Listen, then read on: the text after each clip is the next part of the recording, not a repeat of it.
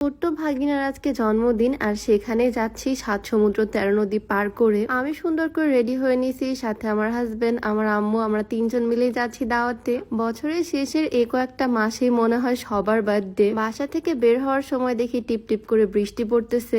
আপুর বাসা একদম আমাদের বিল্ডিং এর পাশেরটাই। এক গেট দিয়ে বের হলাম আর পাশের বাসার গেটে আবার ঢুকতেছি। বার্থডে প্রোগ্রামটা রাতে হবে, তাই সন্ধ্যার পরেই সুন্দর করে সাজুগুজু করে রেডি হয়ে চলে আসলাম। বাসার নিচে গ্যারেজে এত বড় একটা মিরর লাগানো এখানে। যাই হোক, এদিকে বাসায় আসতে দেখি আমার ছোট্ট ভাগ্নি এখনো রেডি হয়নি। আমার জন্য সে বসে আছে আমি কখন আসবো আর কখন ওকে মেকআপ করিয়ে দিব। ও কিন্তু অনেক ছোট, বাট মেকআপ করতে অনেক পছন্দ করে, একদম মেকআপের পটু সে। দেখো কি সুন্দর করে ঠোঁটগুলো রাখছে, আমি লিপস্টিক দিয়ে দিচ্ছি সেজন্য। আমিও না ছোটবেলা খুব সাজুগুজু করতে পছন্দ করতাম। ছোটবেলা যখন লিপস্টিক দিতাম তখন তো কথাই বলতাম না কারোর সাথে, লিপস্টিক নষ্ট হয়ে যাবে জন্য। তো ওকে সুন্দর করে মেকআপ করিয়ে দিলাম। আর এদিকে সে বেলুন ফুলাচ্ছে।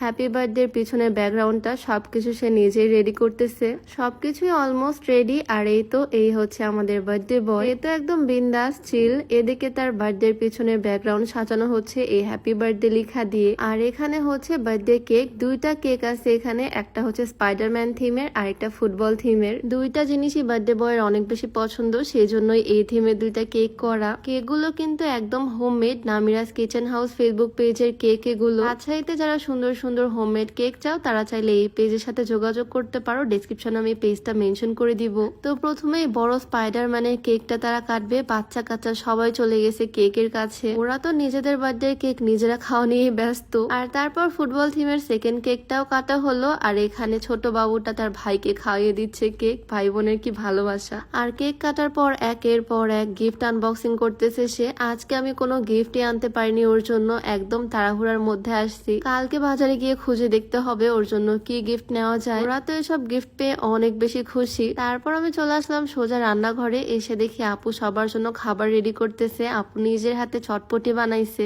গরম গরম চটপটি খেতে কিন্তু আমার অনেক ভাল লাগে। আর বাসায় যদি সেটা বানানো হয় তাহলে তো কোনো কথাই নাই। আমি নিজের হাতে সব টপিংস গুলো দিয়ে দিচ্ছি, শসা, পেঁয়াজ, মরিচ, যা যা লাগে সবকিছুই। আমার দোকানের থেকে বাসায় বানানো চটপটি হালিম খেতে বেশি মজা লাগে। তো সব গেস্টের জন্যই মোটামুটি আমি এখানে চটপটির বাটিগুলো রেডি করে ফেললাম। আর হ্যাঁ, আজকে আমি যে সুন্দর ড্রেসটা পরে আছি এটা তো আমাদেরকে একটু দেখাই। খুবই সুন্দর পিঙ্ক কালার একটা থ্রি পিস। সবচেয়ে বেশি সুন্দর ওড়নাটা, পুরা ওড়নার সাইড দিয়ে পাড়ের ডিজাইন করা আর ভিতর দিয়ে স্টোন করা। আর ড্রেসটাও খুবই কমফোর্টেবল আর মাল্টি কালারের হয়, খুবই সুন্দর লাগতেছে দেখতে।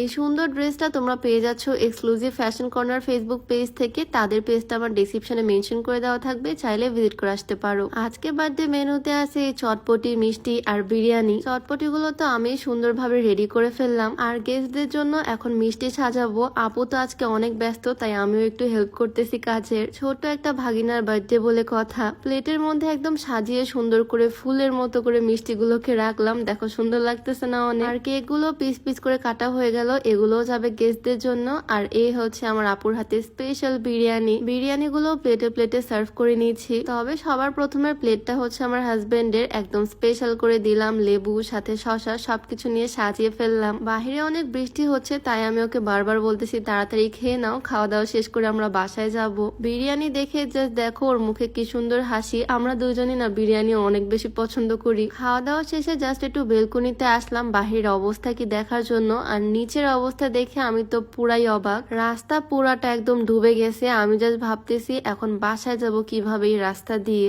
এখন পর্যন্ত টিপ টিপ বৃষ্টি হচ্ছে, তাই আর বেশিক্ষণ দেরি না করে তাড়াতাড়ি বের হয়ে পড়লাম আম্মুকে নিয়ে। আরো বেশি দেরি যদি করি তাহলে হয়তো আর হেঁটে হেঁটে পার হতে পারবো না, নৌকা ভাড়া করতে হবে আমাদের। গেট খুলতেই তো দেখি পুরা রাস্তা একদম পানি দিয়ে ভরা। উপর থেকে মনে হচ্ছিল পানি একটু কম হবে, বাট এখানে আসার পর দেখি অনেকটাই পানি উঠে গেছে। বর্ষাকালে আমাদের এলাকায় এই এক সমস্যা, পানি উঠে যায় বারবার। তো স্যান্ডেল হাতে নিয়ে জামা পায়জামা একদম ঠিকঠাক করে কোন রকমে পানি ভেঙে আসলাম। এখন বাসায় গিয়ে ফ্রেশ হতে হবে। তো আজকের ভিডিওটা এখানেই শেষ করছি। সবাইকে আল্লাহ হাফেজ।